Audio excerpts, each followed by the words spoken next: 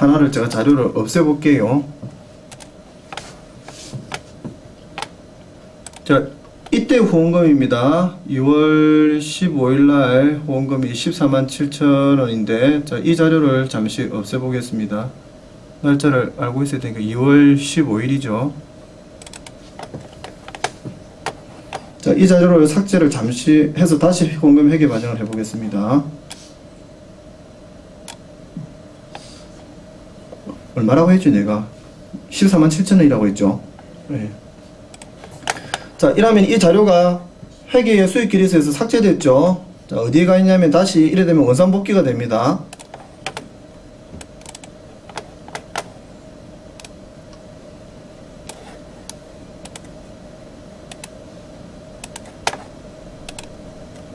이렇게 미반영으로 바뀌어요. 그죠? 예. 후원금 회계 반영을 해서 수익기로 잡혀있던 거를 다시 자료를 삭제를 했더니 다시 미반영으로 바뀌었단 말이에요. 자, 이 자료를 다시 회계 반영을 해보도록 하겠습니다. 조금 전에 후원금 비정기입금 등록에서 자료를 입력을 하면은 요렇게 지금 한 줄씩 만들어지는 겁니다.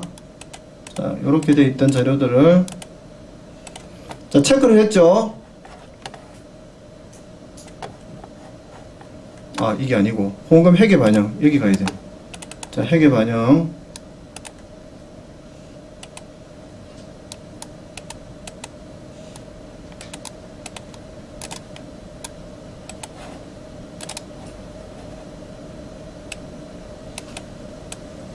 자, 전부 다 미반영이죠. 그죠? 자, 전부 다 체크를 하고 하니까 147,000원이 밑으로 내려왔다. 그죠? 자, 전표 발생 구분은 건별은 하나하나 할 때는 건별입니다. 근데 지금은 총 다 모아가지고 한꺼번에 일괄 처리를 하죠. 요럴 경우에는 집계입니다. 집계. 자금원천은 후원금. 사업명은 저희 센터는 전부 다 일반 사본을 다 넣습니다. 회계 반영을 했더니 성공적으로 반영하였습니다. 하면은 자료가 싹 다 없어져 버려요. 이 자료가 어디 갔다고요? 회계 격리에 갔단 말이에요. 실제로 반영이 되는지 한번 보겠습니다. 2월 이 날짜를 안 바꿨네요. 자, 여기에 다 와있죠. 147,000원이. 그죠? 잠깐만요. 날짜를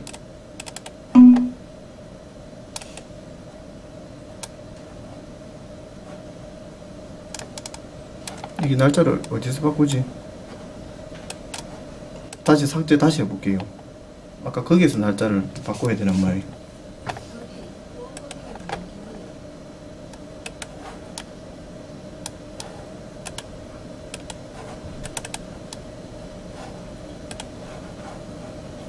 자, 결의일에 아까 2월 15일이었죠. 집계 반영 다 맞죠? 회계 반영 위에 선택 체크하고 회계 반영 하면은 이 자료가 2월 15일날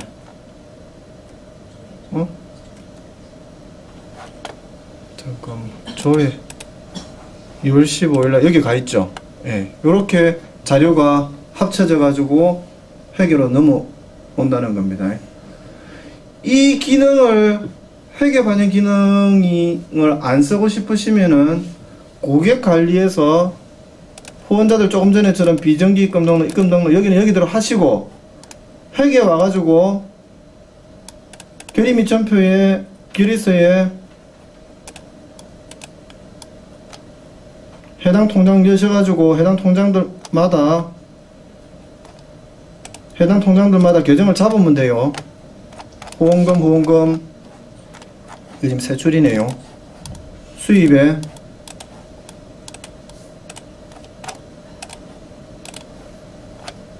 지정후원금, 천태정복지재단 후원금 얼마, 내용 썼고 저장, 또 하고 저장 이렇게 하셔도 됩니다. 그런데 회계 반영을 안 하고 예. 지금 저렇게 했을 때 나중에 회계 구청에 보고하면 네. 그 내용이 다 생성이 됩니까? 이렇게 해도. 구청이 보고할 때 내용이 생성됐나 하는 말이 뭐? 그러니까 구청에 나중에 예를 들어서 6개월 보험금 이제 그 연말에 만약에 보험금 해 바뀌고 나서 보험금 저 내용을 이렇게 보고하잖아요. 네네. 보고하면 생성을 하면 예. 그러니까 지금 우리가 이제 회계 반영을 해가지고 생성한 거는 안에 내용이 쫙 뜨잖아요. 예. 그 생성을 하면 뜨는데 이렇게 했을 때도 그게 거기 뜨는 똑같습니다. 뜹니까?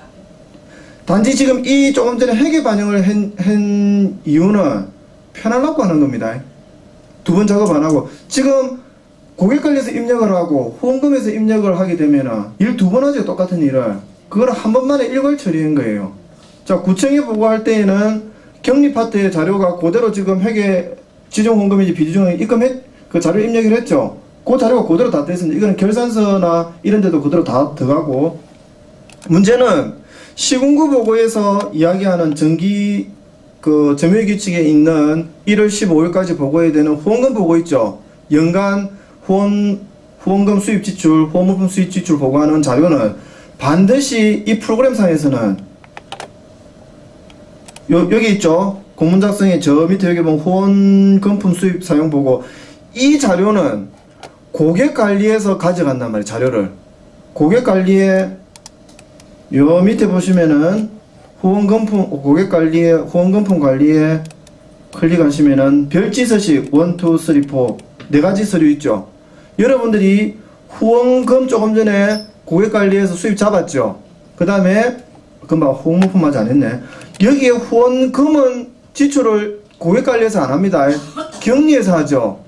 그 격리에서 지출결서 뒤에 자금은 전에 후원금이라고 체크를 하시면은 격리 이 자료가 고객관리의 별지 서식 이쪽으로 넘어가요. 그래서 여기에 서류가 네 가지가 이렇게 붙죠.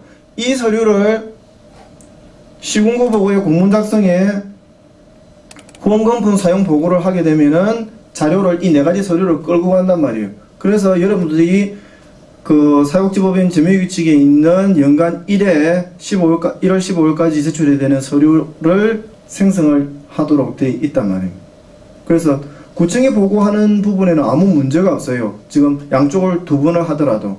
단지 그렇게 하게 되면은 사람이 하는 일이다 보니까 공 잘못 칠 수 있죠. 근데 일괄 한번 생성하는 건 틀리더라도 같이 틀리죠. 그죠? 예. 한쪽은 맞고 한쪽은 틀리게 하게 되면 나중에 어느 게 잘못된지는 못 찾아요 또. 그래서 웬만하면은 회계 반영을 하는 것이 편합니다.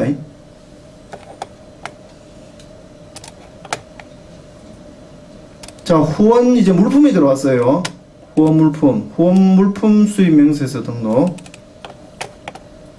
행추가, 신규. 여기는 두 가지죠. 신규하고 나서 행추가를 하셔야 됩니다. 종류에 떠 있는 요 문구들은 사회복지법인의 사백시설 점유규칙에 있는 박스에 후원금품 부분에 요 내용들이에요. 그래서 아예 세팅이 되어 있습니다. 그것 중에 한 가지를 택하시고, 후원물품 종류. 자, 금방 콩박스를 클릭을 했더니 자료가 요렇게 안에 내용이 떠 있어요. 요 자료는 아까 기초 등록에 저 밑에 내려가면 제가 후원물품 그 코너 부분 있죠. 거기에서 만들었던 자료가 지금 요렇게 보이는 겁니다. 그래서 한 가지를 택하시고 내역은 입력을 하시고, 분명 역시 단위. 요 단위는 기초 등록에서 단위 코드 등록이 있었죠. 거기에 자료입니다. 수량 입력하시고 단가, 금액 입력을 하셔가 저장. 그러면은 후원물품이 저장이 된 겁니다. 자, 옛날 것도 한번 볼까요? 요렇게 저장이 되는 겁니다. 자, 사용명세서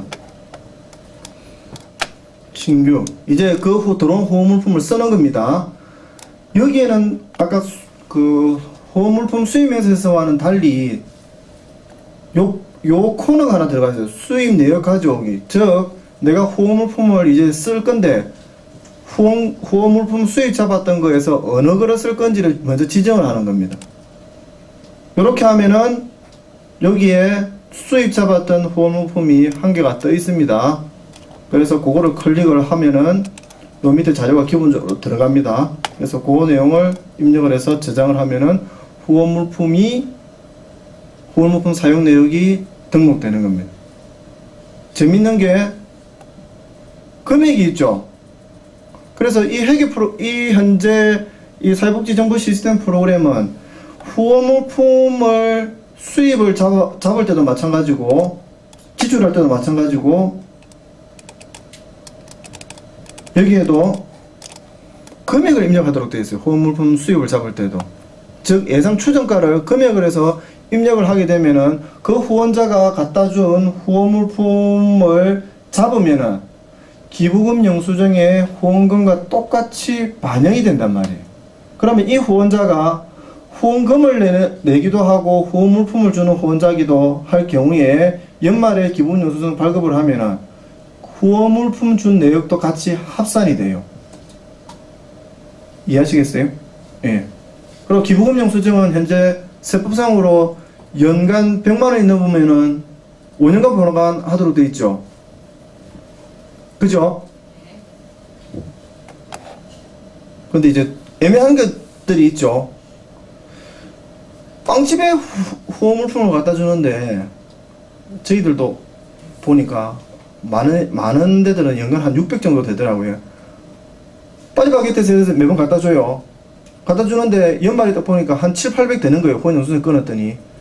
세무서에서 오셔가지고 이 사람 그 후원금, 이 기부금 관련 자료 좀 봅시다. 우리 그런 거 후원물품 주는 사람들은 철 잘 안 해놓죠. 그냥 받으면은 먹고 차고 끝이죠. 애들 보고 벌리바라 할 수도 없고. 그래서 방법입니다. 책에도 안 적혀 있고 뭐 그냥 이제 제 나름대로 방법인데 혹시 참고만 해보십시오. 어쨌든 세법상으로 기부금이 연간 1,100만원이 넘는 경우에는 5년간 보관하게 되어 있는데 만약에 뭐 그럴 리는 없는데 세무서에서 세무공무원이 오셔가지고 이 업체 거 한번 자료 좀 주시오 요구를 하면 내놔야 돼요. 관리를 하게끔 되어 있기 때문에. 그래서 근데 이 업체가 돈이면은 통장을 확인하면 바로 확인이 되겠죠. 근데 후원물품을 계속 주는 업체였단 말이에요. 그래서 정기적으로 주는 그 후원물품을 주는 데들은 웬만하면은 영수증을 받아 놓는 게 제일 깔끔합니다. 그래서 저희들도 빵을 주는데 정기적으로 주는 데들은 상황을 이야기를 해요. 저희들이 기본 영수증 발급을 하면은 100만이 넘으면은 그 5년간 보관을 해야 되기 때문에 세무서에서 오시면은 주셨던 거 자료가 있어야 된다고. 그래서 주실 때에 귀찮지만은 영수증 그거 찍으셔가지고 하나 좀 달라고. 그래서 보내주실 때 항상 같이 이 스티커로 붙여서 같이 와요. 그래서 입력을 하고 난 뒤에 그 자료를 따로 모아놔요. 혹여나 나중에 그것 때문에 문제가 생기면은 보여줄 근거 자료가 필요로 하니까. 근데 일회성인 경우에는 크게 뭐 관계가 없지 싶은데 정기적으로 이렇게 금액이 상당수가 많은 데들은 그런 것들이 필요로 한 것 같아서 현재 그런 방식을 취하고는 있습니다. 꼭 이래야 된다 저래야 된다는 법은 있지는 않습니다. 어쨌든 관련 자료를 제출해야 될 부분이 있어서 센터에서는 나름대로 방법을 찾으시는 게 낫지 않을까 생각이 됩니다. 뭐 사진 찍어 놓으시든지. 근데 그것도 할 짓이 아니죠. 일일이 줄 때마다 사진 찍어 놓으려면은.